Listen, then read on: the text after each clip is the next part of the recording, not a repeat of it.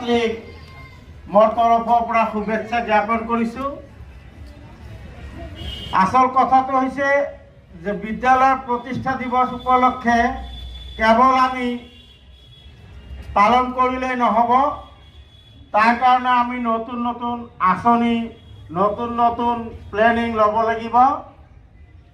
এইবেলি মোৰ তৰফৰ পৰা মই যিমানখিনি পাৰোঁ কষ্ট কৰি প্ৰথম মোৰ হাতত কাৰ্যসূচী থাকিব যে আমাৰ সকলো টিচাৰ বহিব পৰাকৈ এখন কনফাৰেন্স টেবিল আৰু তাৰ লগতে চকী বা আমাৰ আন চেয়াৰৰ ব্যৱস্থা কৰিম। এইটো মোৰ প্ৰথম কাৰ্যসূচী। দ্বিতীয়তে আমাৰ যিহেতু বিজ্ঞানাগাৰ বস্তু সকলোবোৰ কিনাই আছে, আমি সৰুকৈ হ'লেও আমাৰ বিদ্যালয়ৰ বিজ্ঞান শিক্ষক মহোদয়ক মই অনুৰোধ জনাম তেখেতসকলে যাতে এটা সৰুকৈ হ'লেও আমাৰ এটা বিজ্ঞানাগাৰ এটা প্ৰতিষ্ঠা কৰে।